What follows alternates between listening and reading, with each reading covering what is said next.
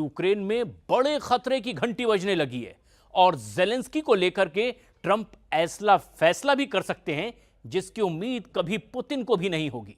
ऐसे में सवाल यह है कि क्या यह फैसला एक नया युद्ध करा देगा या फिर किसी को सरेंडर करना पड़ेगा।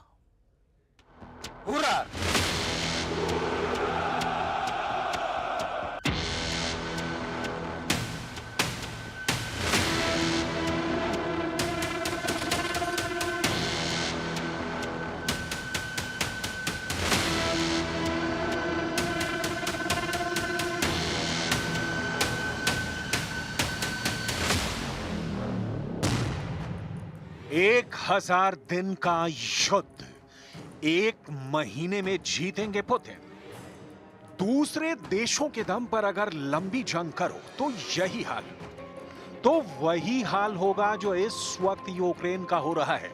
शायद यूक्रेन दुनिया का पहला और इकलौता ऐसा देश होने जा रहा है जो दुनिया के कुल 80 देशों की मदद के बाद भी रूस से बुरी तरह से जंग हारने जा रहा है।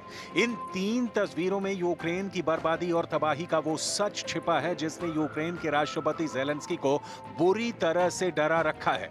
नाटो के 32 देश, यूरोप और पश्चिम के 50 से ज्यादा देश पिछले 1000 दिनों से यूक्रेन का जंग में साथ दे रहे थे। अब वो देश एक एक करके यूक्रेन से गद्दारी कर रहे हैं और इन सबके पीछे की सिर्फ एक वजह अब सामने आ रही है, पुतिन और ट्रंप के बीच ऐसी सीक्रेट डील जो रूस को अगले 1 महीने में यूक्रेन से जंग जिता देगी।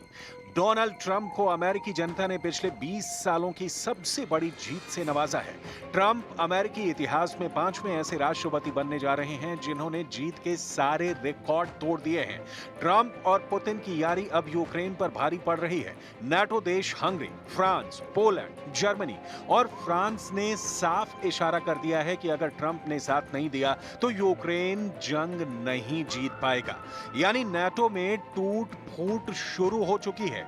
इधर पुतिन ने मीडिया के सामने बयान दे दिया है कि वो ट्रंप के युद्ध विराम के प्रस्ताव पर बातचीत के लिए तैयार है। हम आपको आज दिखाने जा रहे हैं कि कैसे 1000 दिनों से चल रही यूक्रेन जंग अब 1 महीने में खत्म होने जा रही है। हार रहा यूक्रेन, नाटो का टाटा बाय बाय। आखिरी दौर में चल रही रूस यूक्रेन जंग में नाटो देशों ने जिस तरह से यूक्रेन से किनारा करना शुरू किया है वो यूक्रेन पर बहुत भारी पड़ने लगा है। जबकि दूसरी तरफ ट्रंप की जबरदस्त जीत से गदगद पुतिन ने उत्तर कोरिया के supreme leader Kim Jong Un के साथ मिलकर यूक्रेन पर 2 तरफा हमले शुरू कर दिए हैं। उत्तर कोरिया की सेना रूसी सेना के साथ मिलकर कुर्क से पूर्वी यूक्रेन पर जबरदस्त हमले कर रही है। कुछ रिपोर्ट के दावों के मुताबिक हर दिन लगभग 1100 यूक्रेनी सैनिक रूसी सेना के हमलों में मारे जा रहे हैं। इस हिसाब से यूक्रेनी सेना अगले 10 दिनों में ही पूर्वी यूक्रेन से खत्म हो जाएगी। यानी यूक्रेन के पास सिर्फ 10 दिन बचे हैं। या तो नाटो का सबसे मजबूत और ताकतवर देश अमेरिका साथ दे, वरना यूक्रेन हार जाएगा। जरा नाटो देश हंगरी की राजधानी बुडापेस्ट का ये वीडियो देखिए। हैरान परेशान जेलेंस्की नाटो देशों के नेताओं के इर्द गिर्द घूम रहे हैं। तस्वीर इसी महीने 7 नवंबर 2024 की है। ईपीसी शिखर सम्मेलन में हंगरी, फ्रांस, ब्रिटेन, इटली जैसे देशों ने साफ इशारा किया है कि ट्रंप अब युद्ध में यूक्रेन का साथ नहीं देंगे।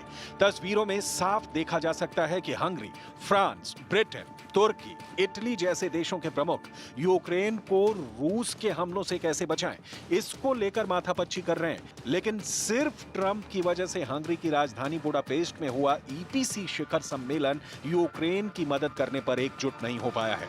नवनिर्वाचित राष्ट्रपति ट्रंप ने अमेरिका की तरफ से साफ ऐलान कर दिया है कि वो रूस यूक्रेन जंग 20 जनवरी से पहले रोक देंगे। यानी अमेरिका की मदद के बिना बाकी नाटो देश यूक्रेन की मदद नहीं कर पाएंगे। जरा देखिए हंगरी की राजधानी बुडापेस्ट में हंगरी और फ्रांस के राष्ट्र प्रमुखों ने रूस यूक्रेन जंग पर क्या कहा है। फ्रांस के राष्ट्रपति इमैनुअल मैक्रों ने तो यहां तक कह दिया कि अगर रूस यूक्रेन जंग जीतता है तो यूरोप के लिए यह किसी बुरे सपने से कम नहीं होगा। मैक्रों ने यहां तक इशारा कर दिया है कि अब नाटो और यूरोपीय देशों को अमेरिका के बिना अपने दम पर यूक्रेन की मदद करनी होगी। हम हाथ पर हाथ रखकर पुतिन के रूस को जीतता हुआ नहीं देख सकते हैं। La paix, Volodymyr vient de le dire, c'est aider l'Ukraine à résister face à la guerre d'agression russe. Il peut y avoir des différences de sensibilité autour de cette table. Mais moi j'ai une conviction profonde, notre intérêt est le même. Notre intérêt, c'est que la Russie ne gagne pas cette guerre.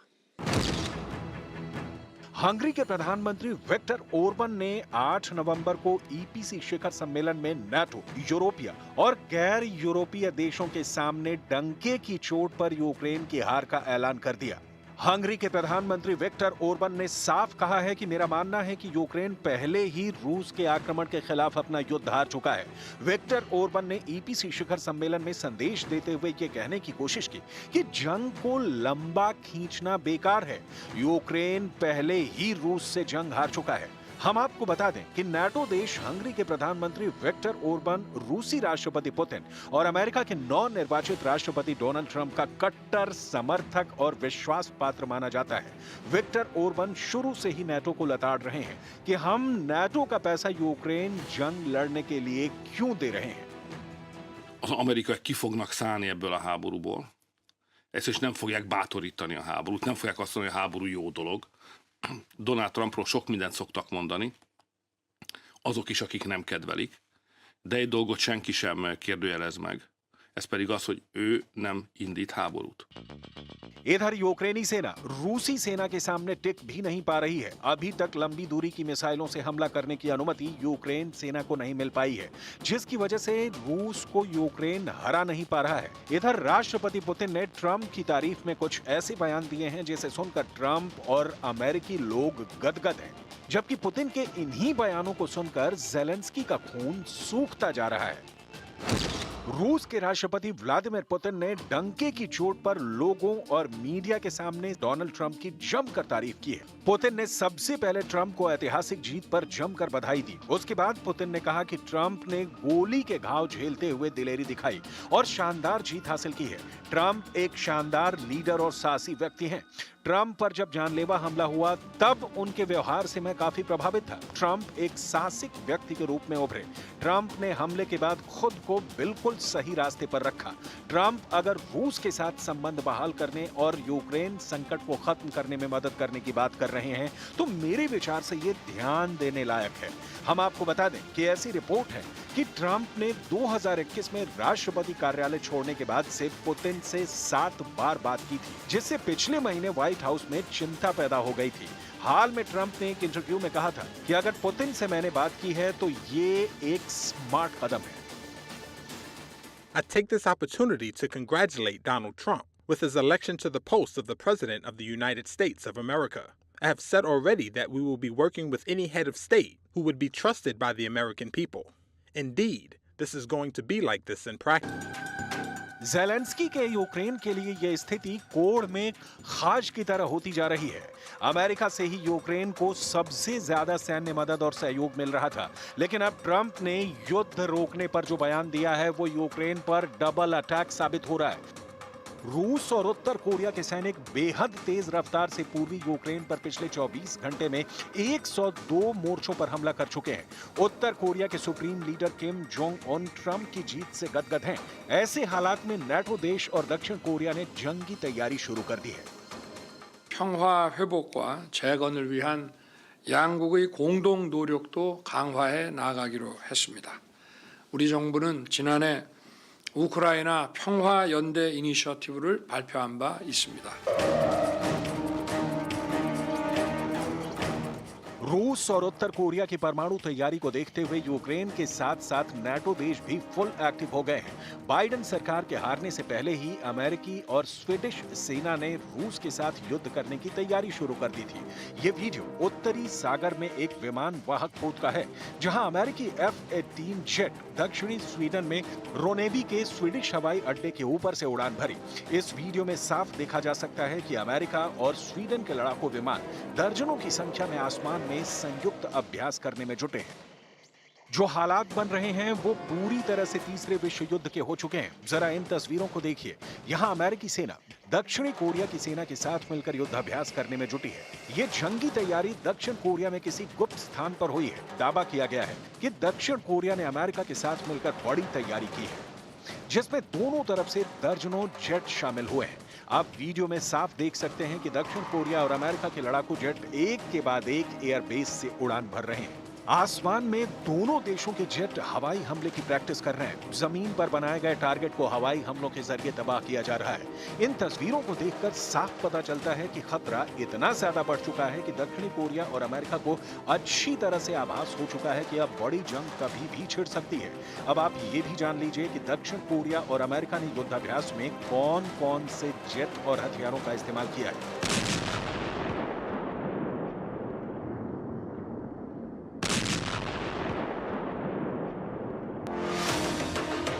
दक्षिण Korea और America ने युद्धाभ्यास के दौरान जमकर live firing की है। America ने हवाई लेजर गाइडेड बम GBU-12 से प्रैक्टिस की है। इस युद्धाभ्यास में F-15 के लड़ाकू विमान ने अटैक करके दिखाए हैं। F-15K से GBU-12 बम गिराए गए हैं और टारगेट तबाह किए गए। अमेरिका और दक्षिण कोरिया के F-16 और F-16 लड़ाकू विमान ज्वाइंट स्ट्राइक का अभ्यास किया है। दक्षिण कोरियाई सेना के मुताबिक उत्तर कोरिया के लंबी दूरी की बैलिस्टिक मिसाइल प्रक्षेपण के जवाब में अमेरिका और दक्षिण कोरिया ने बड़े पैमाने पर संयुक्त हवाई अभ्यास किया है। दक्षिण कोरियाई वायुसेना के F-35A, F-15K और F-16 जैसे लड़ाकू विमानों के साथ साथ अमेरिकी वायुसेना और मरीन कॉर्प्स विमान भी शामिल हुए। जीतेंगे पुतिन, ज़ेलेंस्की को बचाएंगे एलॉन मस्क। ऐसे हालात में अब सबकी निगाह डोनाल्ड ट्रंप के अगले कदम पर है। ज़ेलेंस्की को अभी भी लगता है कि ट्रंप जंग में यूक्रेन का साथ देंगे। इधर दूसरी तरफ ट्रंप के बेहद करीबी और वफादार बन चुके अमेरिका के दिग्गज एलॉन मस्क ने ज़ेलेंस्की को काबू करने पर काम शुरू कर दिया है ताकि ट्रंप के युद्ध रोकने वाले मिशन को 20 जनवरी से पहले पूरा किया जा सके। खबर तो यह भी है कि एलॉन मस्क, ज़ेलेंस्की और नवनिर्वाचित राष्ट्रपति डोनाल्ड ट्रंप के बीच 6 नवंबर 2024 को युद्ध को लेकर लंबी बातचीत हुई है। वॉशिंगटन पोस्ट और एक्सियोस के गुप्त सूत्रों के मुताबिक एलॉन मस्क, ज़ेलेंस्की और नवनिर्वाचित राष्ट्रपति डोनाल्ड ट्रंप के बीच 25 मिनट तक बातचीत हुई है। दावा तो यहां तक किया जा रहा है कि ज़ेलेंस्की को भरोसा दिलाया गया है कि यूक्रेन का ध्यान रखा जाएगा। ज़ेलेंस्की इस बातचीत से कुछ हद तक संतुष्ट हुए हैं, ऐसे दावे किए जा रहे हैं। लेकिन इतना तय है कि पुतिन तभी ट्रंप की बात मानेंगे जब ट्रंप पुतिन को यूक्रेन पर जीत में मदद करेंगे। कुल मिलाकर हालात ये हैं कि अब यूक्रेन के सामने दो ही रास्ते बचे हैं, या तो ट्रंप की बात मानकर युद्ध रोक दो या फिर पुतिन के हाथों यूक्रेन की भीषण तबाही और हार का सामना करो। अब देखना होगा कि आने वाले दिनों में पुतिन का ट्रंप कार्ड ज़ेलेंस्की को कैसे चारों खाने चित्त करता है।